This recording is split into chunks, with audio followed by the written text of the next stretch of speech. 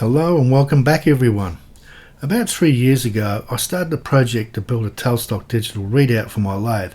However, I sold that lathe before I finished the project and then promptly forgot about it. After cleaning up after the Tailstock Tool Storage project, I came across the parts and thought it would be a good idea to finish it. This DRO uses an iGaging Easy View DRO, which is designed to be used on lathes and mills. This has metric, imperial and fractions to a 32nd of an inch as measurable units. It's compact and easily mounted, and I can remove or refit it in only a few seconds. There have been many Tailstock DRO builds on YouTube. This one was inspired by Neil Smith, who has a channel Microwaves and Machining. I'll put a link to his video in the description. G'day, I'm Steve-O and welcome to the Outback Shed.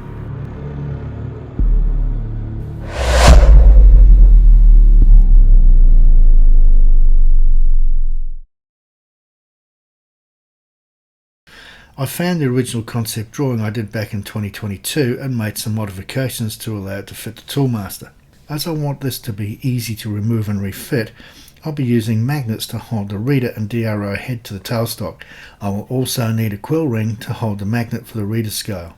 As I machined the reader plate and the mounting block for the DRO some time ago, the only machining I need to do is for the quill ring, so this will be a partial build.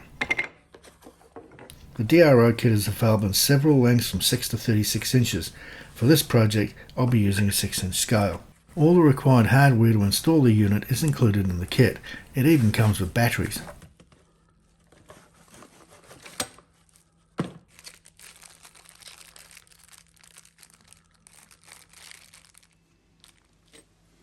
I have a piece of 2011 aluminium set up in the Colchester. I need to machine it to 12mm thick with a 68mm hole to fit the tailstock quill.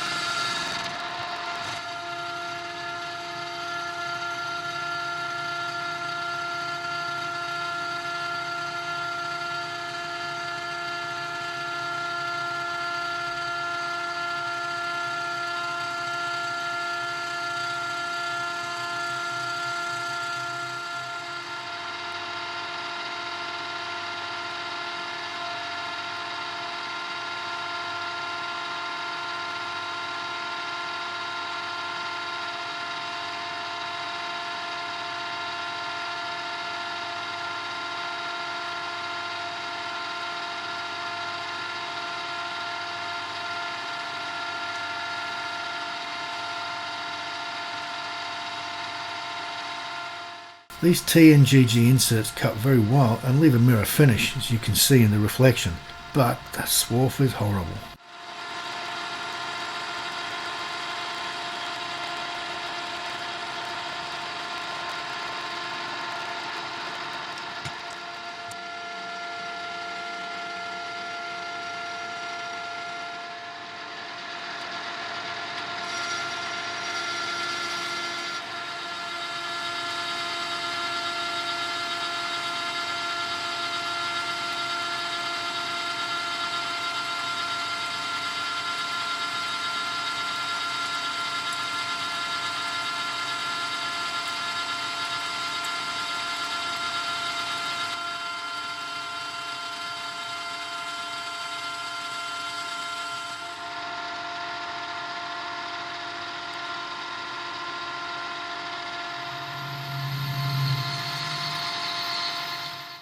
I'll start the hole with a pilot drill followed by a 19mm reduced shank drill to open the hole big enough for a boring bar.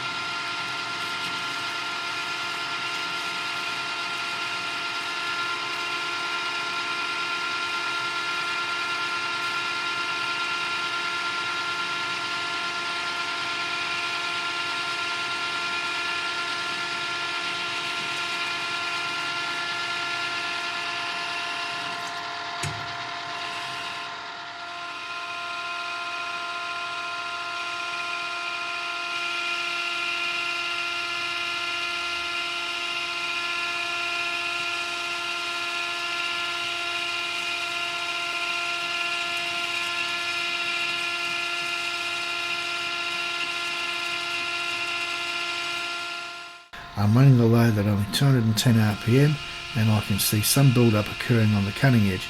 It's cutting well, so I'll clean up the edge when I'm near the final size.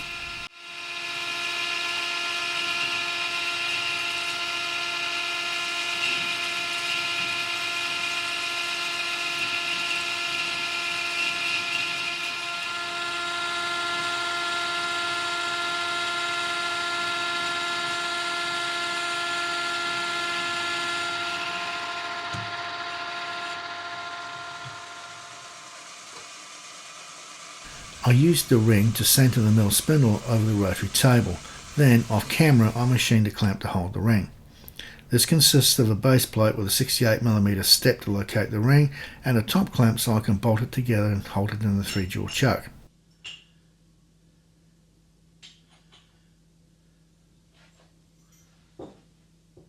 I used die-chem on the ring so I could draw some lines as a guide as to what the final shape would be.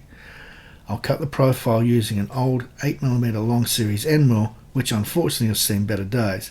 I'll need to take shallow cuts due to this and that the ring is held in place by a clamp and not directly bolted to the mounting plate.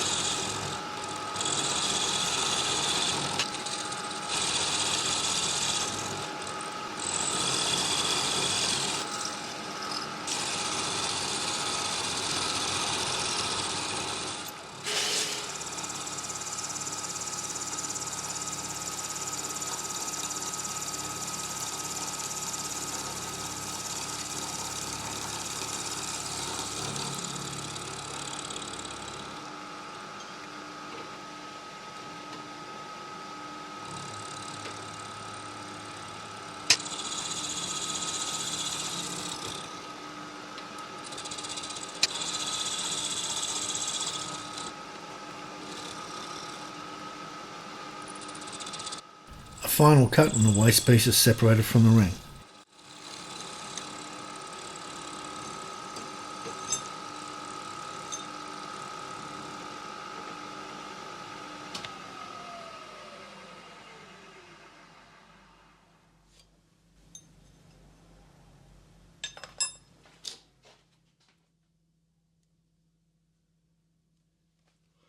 I moved the location of the recess of the magnet to allow for a longer socket head cap screw to be used.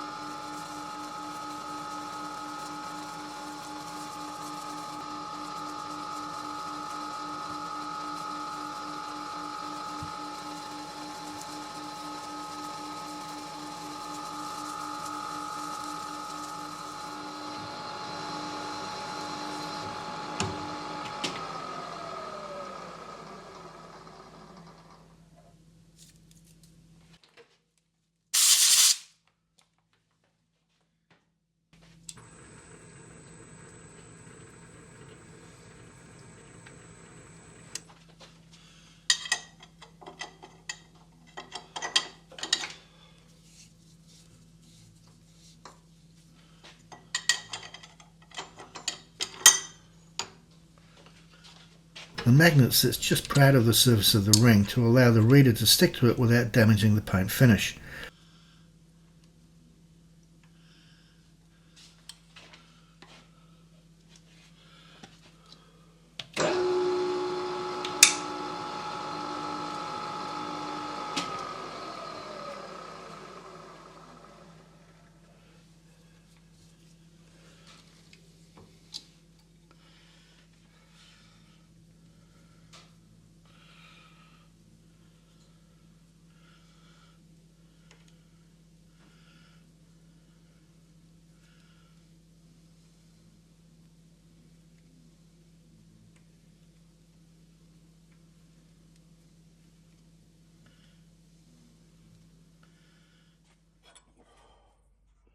The end mill left a rough surface, so I'll use a belt sander and then some hand finishing to clean it up.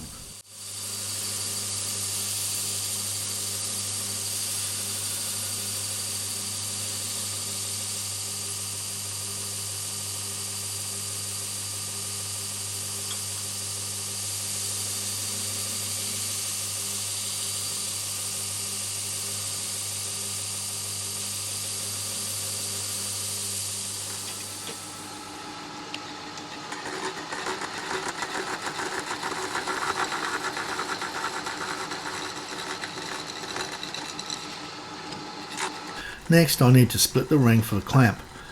I clamp the ring to an angle plate and cut it to leave about 1 millimetre on the inside in order to provide some strength for the rest of the machining.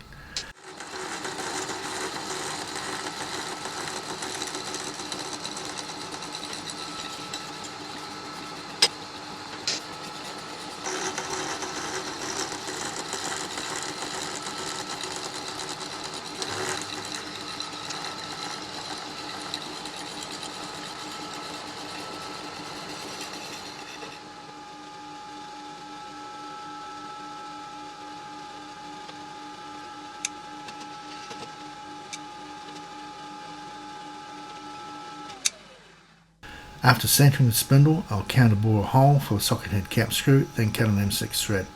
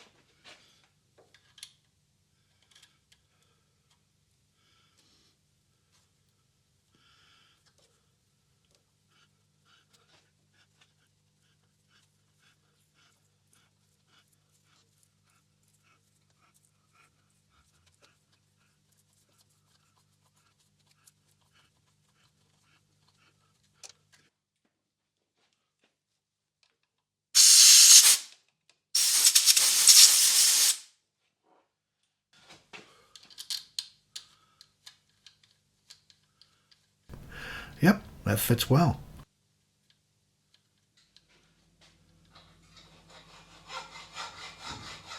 I'll now just use a hacksaw to finish off the slot. .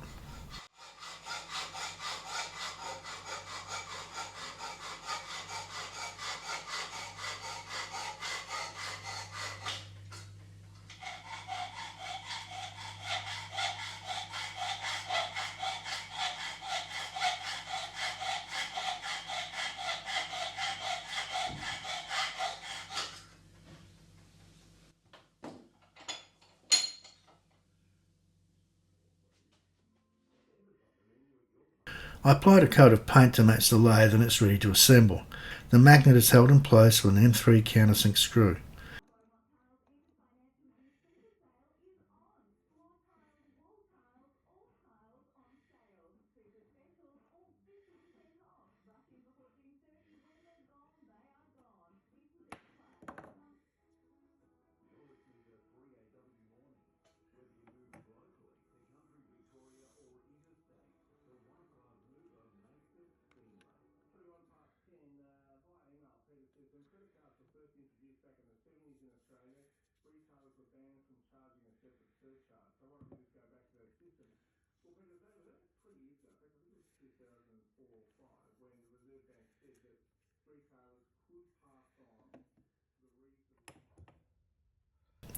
I cleaned off the backs of the blocks so I could paint them.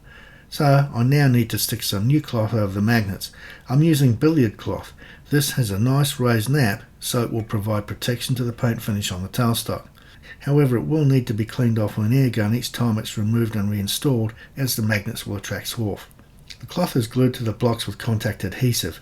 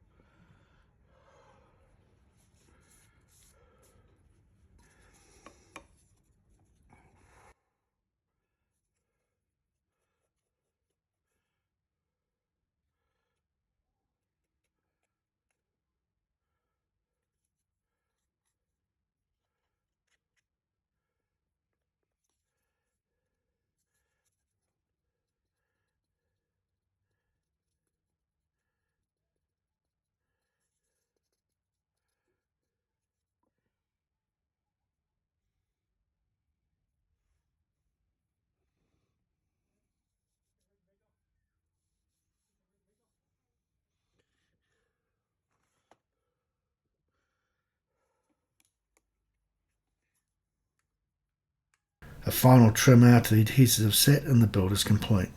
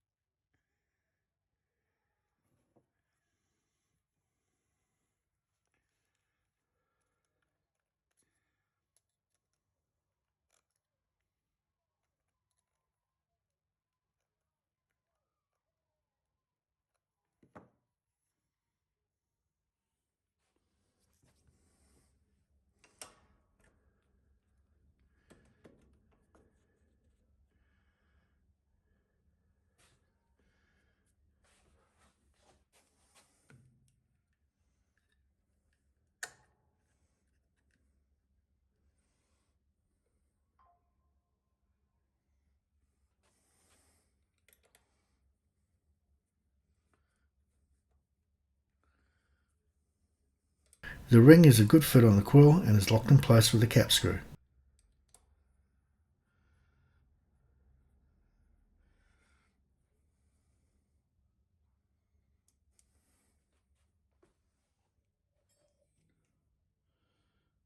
The completed unit is easily fitted and it looks like it belongs.